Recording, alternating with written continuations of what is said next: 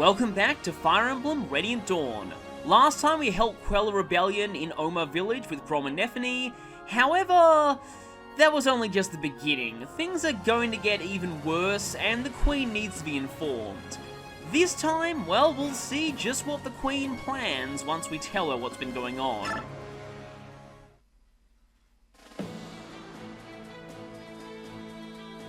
In a rural Crimean town, a band of rebels sow the seeds of discontent.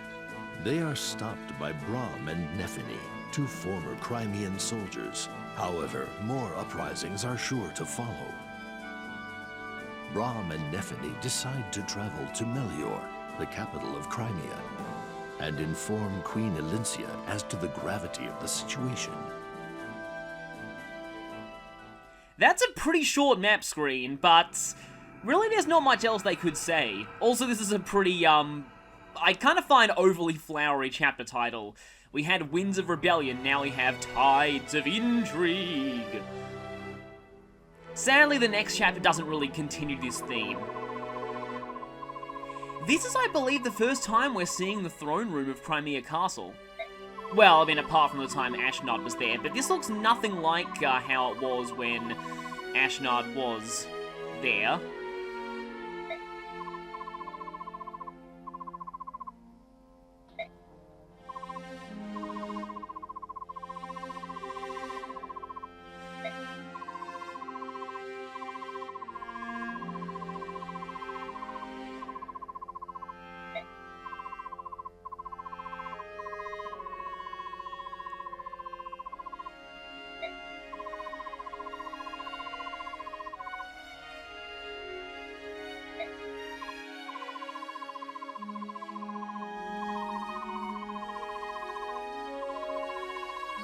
And again, she's self-deprecating.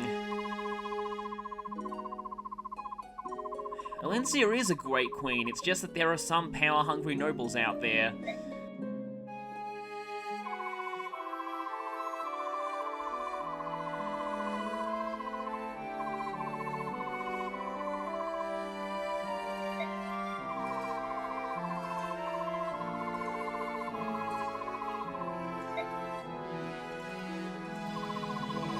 I like this new version of Elincia's theme. It's very different to our old one, but it still has some of the same motifs to it. And it really shows how much she's grown since then. Also, that artwork there, you might recognize it from Path of Radiance's epilogue.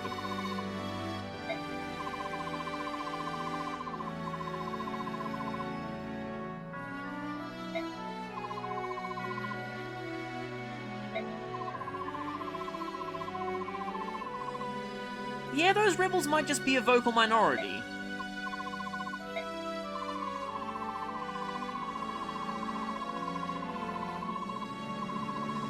Yes, I can only imagine what's going on in Dayan right now. Then again, their previous leadership was extremely bad, so...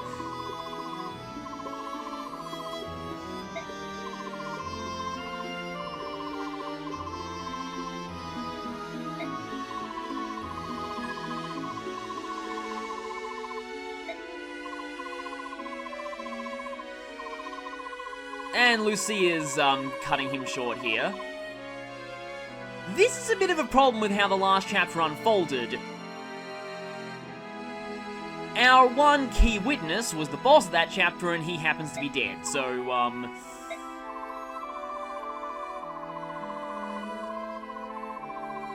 then we'll have to make some. No, wait, we're not Manfred von Karma. Instead, we're going to investigate. This is a very interesting mission by Fire Emblem standards. We're going to be infiltrating an area and finding evidence. In fact, it's kind of what we did with Oliver back in Path of Radiance. Finally, we have a base for Part 2. However, there are a few things about this base that are a bit different to the norm. Firstly, we can't access the market. Also, someone pointed out to me in comments this was called Shop in the American version. Don't know why they changed it. Also, we can't access skills, and this will be a running theme for the entirety of Part 2. I think there's only one reason why they did this, and I'll talk about that in the next chapter. We can access supports, but no one in our army can support, and... Wait a minute, you might recognize two of the names here. I'm gonna go to info first, because they're properly introduced there. And here's Heather. Since Heather is an optional recruitment in the last chapter, this base conversation won't appear if you didn't talk to her there. Yes, I'm pretty sure you would be. Also, this base conversation has one of my favorite lines in the game.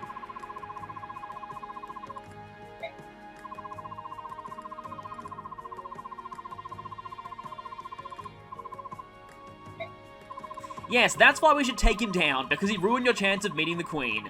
Not because he's stirring up a rebellion and trying to overthrow her.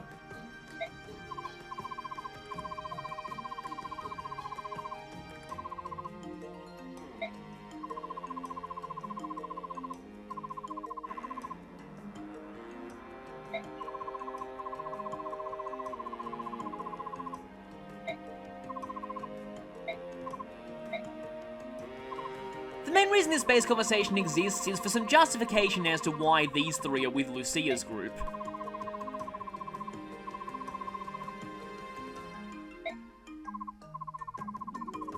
I won't say no to a few extra hands, especially Nephany.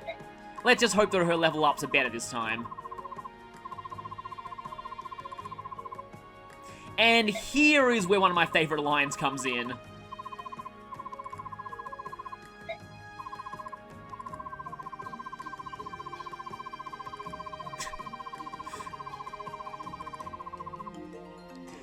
Yeah, I love quoting this, so apologies for the horrendous incoming accent, but just, I still love quoting.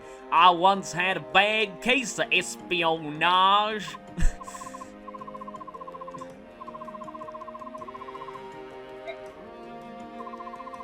Heather clearly knows what she means. As we saw by her boss conversation in the last chapter, Heather's done that kind of thing before. I have a feeling how this is gonna go.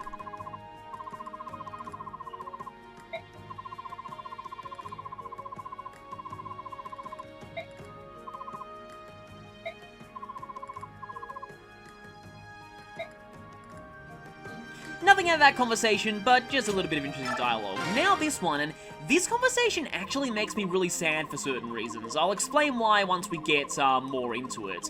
So, actually I can explain a bit now. So, Lethe and Mordecai are suddenly here. We get no explanation as to why they're here. We never had any hints that they were in the palace in that previous cutscene. They're just here, with no explanation whatsoever. Given how important the two of them were in Path of Radiance, it feels like a complete insult to just treat them as throwaway characters like this. I know I sound a bit angry here, but you'll see. I feel like these two just... yeah, they got demoted in terms of relevance so much in Radiant Dawn, and in fact, Lethe's lost a lot of her former personality. She's much more generic in this game, and she barely even appears.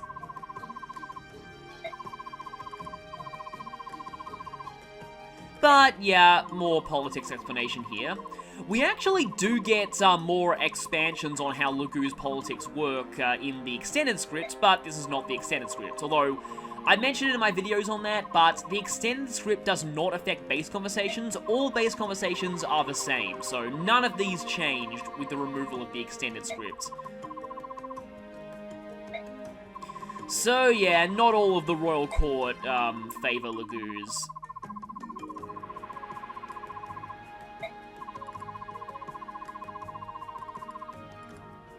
It does admittedly show a bit of Lethe's development, the fact that she's okay with cooperating with Bjork now, but it feels like too drastic of a change in such a short amount of time.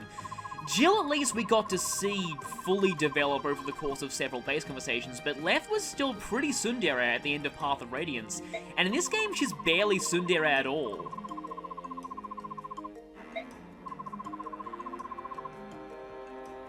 Though there is one very interesting thing about Lethe in Part 2, and I'll get to that, I suppose I can talk about that now, actually. So, Lethe dying during Part 2 actually changes the story very slightly in Part 3, and I do mean very slightly.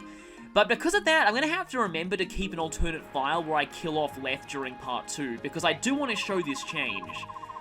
It's very interesting. And yeah, if you've played Path of Radiance, you already know this. In Lagoo society, the strongest becomes king.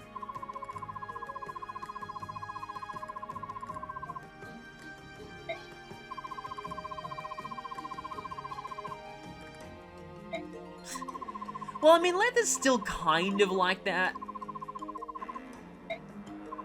Also, Mordecai more consistently speaks in third person in Radiant Dawn. At least the support of these two is appreciated, but I just wish they were treated a little better in the story. I'm not, like I sound pretty angry about this. But as I've said many times, I don't dislike this game's story nearly as much as a lot of people. I just feel like, with how important these two were in the last game, it's a bit of a disservice, just the lack of importance they have in this one. And it still does kind of bother me, the fact that there's no explanation whatsoever as to why the two of them are here. It's just base conversation, oh, they're suddenly in your army. But these two are going to come with us as well. Niluchi is actually pretty strong for part 2, so I appreciate him being here, and I appreciate Leanne being here even more, though I still feel like her, portrait looks a little weird in this game. We also have a couple of 3-star base conversations that'll actually get us items. Just a little bit of development to Lucia here.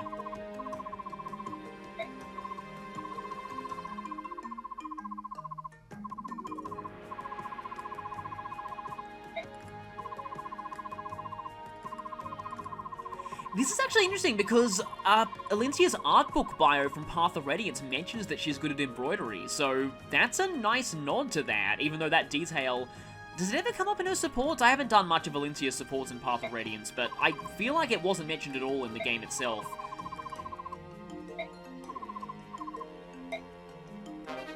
With that we get a Talisman. Not the most useful of stat boosters, it boosts resistance by 2, but it is actually enough to cap Lucia's resistance from her base stat. That is, unless Lucia got transfer bonuses from Path of Radiance to resistance, in which case she will start with cap resistance in this one. And here are the siblings talking. Something that some people have mentioned that for some reason, like, I can't believe I didn't notice this, but Joffrey and Lucia, they look very similar to Erica and Ephraim from Sacred Stones, and Joffrey resembles Ephraim even more in this game thanks to him swapping out his lime green armor for blue armor. The one thing that really surprised me though, based on the art book, is that Lucia is the older sibling of the two. I didn't really see it that way, but it's actually kind of nice.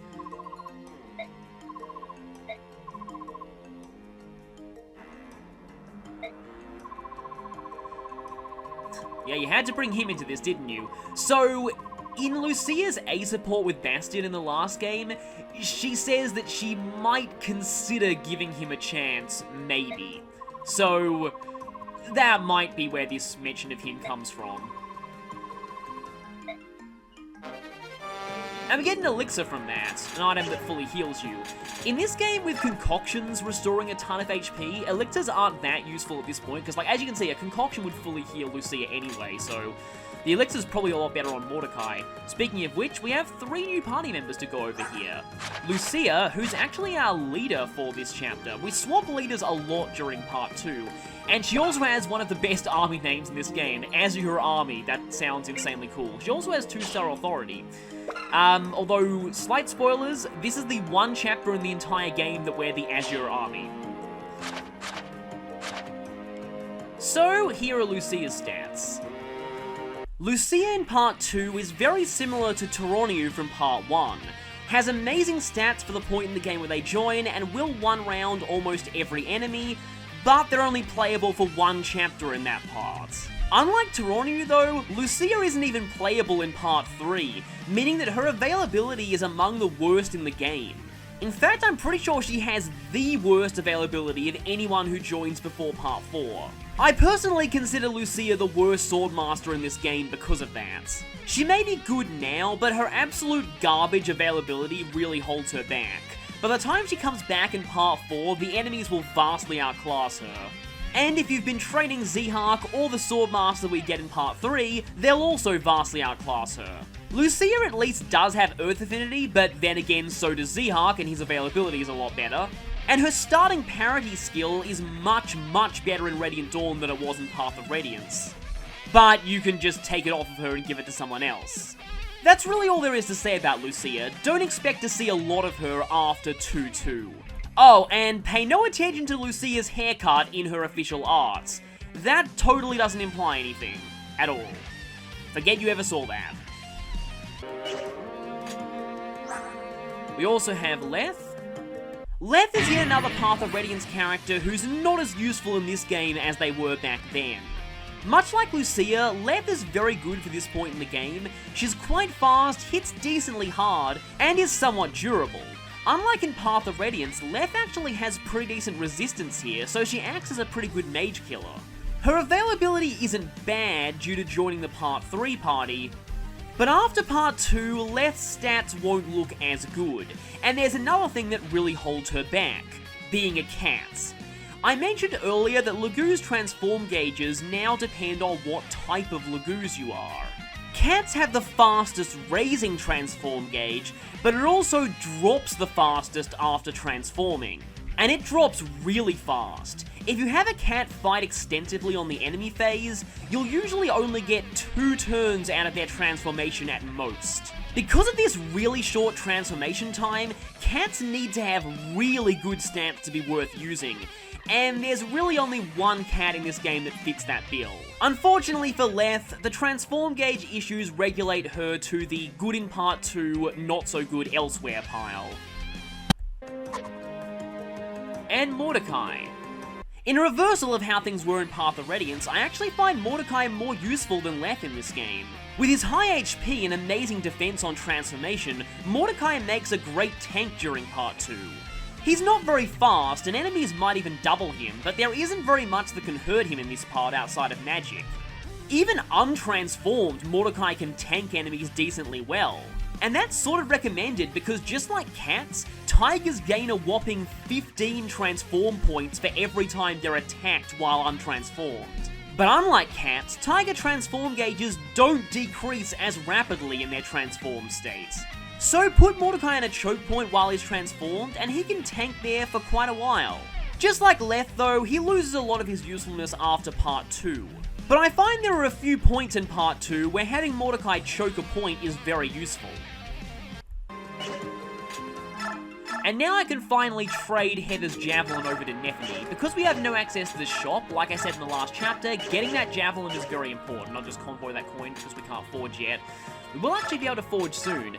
As for the Spectre card, I'm going to give that to Heather for now, because Heather actually has the best magic out of us. Apart from Lucia, but she already has a Wind Edge, so she's going to be doing more damage at range with that. Lucia has a very nice assortment of weapons, and as you can see here, using the Talisman now will cap Lucia's resistance, but I'm not sure if I want to do that or not. Because, as I would have said in her bio, Lucia's main weakness is that her availability is complete garbage. We're not going to be able to use her for very long at all. Although speaking of which, we can do Ward Experience here. Now, I'm pretty sure you'll never have enough bonus experience to 3rd tier Lucia now on normal mode, aka Japanese hard, but on easy you might, and 3rd tiering Lucia in this chapter actually breaks, well, doesn't exactly break the plot, but it causes a bit of a weird thing with her model. I'll talk about that later on. But in the Japanese version, that wasn't an issue because you couldn't actually 3rd tier anyone in Part 2 in that version. I'll talk more about how 3rd tiering works later on in the game. Anyway, we do have bonus experience, but yeah, Nephi's more likely to get, well, I mean, in the last chapter she didn't, but Nephi is statistically more likely to get better stats out of leveling up normally at this point, so I'm not going to go for bonus experience. As you can see, Part 2 has its own bonus experience pool. Other than switching items around, there's really not much we can do, although... You know what? I'm actually going to trade the Talisman to Nephi and use that, because that might put her one step closer to capping that. Yeah, she's not quite capped in that yet. But as soon as she caps that, it'll mean she's more likely to get other stats increased with bonus experience. And seeing as her resistance growth is pretty high, capping that early is probably going to increase the efficiency of my bonus experience as well. So there's that, and in terms of other characters, I think I'm fine. You know what? I'm going to swap the Lagoo Stone over to Mordecai. And... the problem with Lethe is that cats have horrendous transform gauges in Radiant Dawn, so... I don't like giving her the Lagoo Stone because it runs out very quickly, whereas for Mordecai, he'll at least get a lot more benefit out of it. But I like to keep the Olivigrass on Mordecai as well because it helps him stay in transformed form while he's, transformed. Yeah, I can't exactly words good at the moment. The Ashera icon... Now, I would... you know what? I'm going to put the Ashera icon on the convoy right now, because I want to sell it when I next get the chance, which will be in the next chapter. And nobody who's playable here is going to be playable in the next chapter. We'll be swapping to a different sub-faction of the Part 2 team. And that means that anything in these people's inventory won't be accessible to us then, but anything in the convoy will be. In fact, on that note, it might be nice to transfer something. In fact, let's just go ahead and swap the concoction on Mordecai with a vulnerary, because Heather doesn't exactly need a concoction, although her HP is pretty decent for a rogue. Okay then, that's basically what I plan on doing. Let's go. Huh, I wonder why there are catapults on this map, hint hint. We definitely couldn't be fighting here later. And our villain for Part 2 shows himself. This is Ludwig. There is evidence in unused data that Ludwig originally had a different name.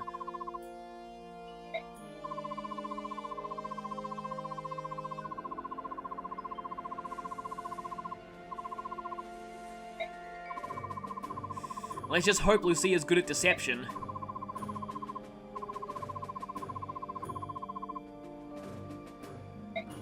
So, there are interesting implications about how Ludwig feels towards Lucia. Yeah. Ludwig is kind of a creep towards her.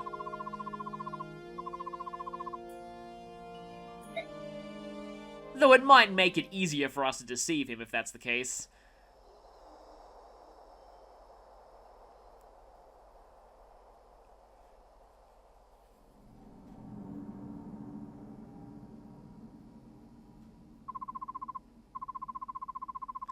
Thankfully, we did manage to find something, unlike the hospital visit in Critical Role.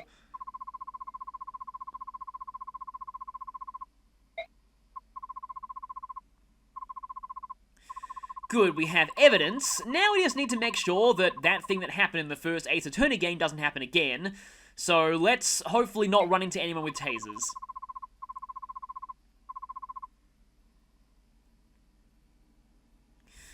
And given that there is a chapter here, of course there's going to be a battle. This is admittedly a good line, though.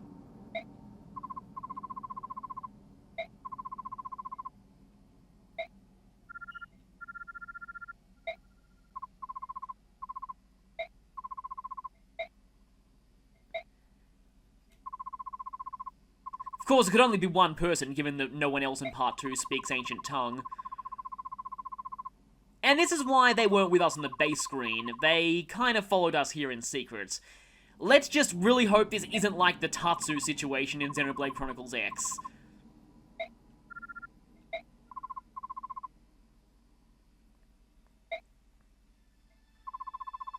Speaking of which... I love this track though, it's just so creepy.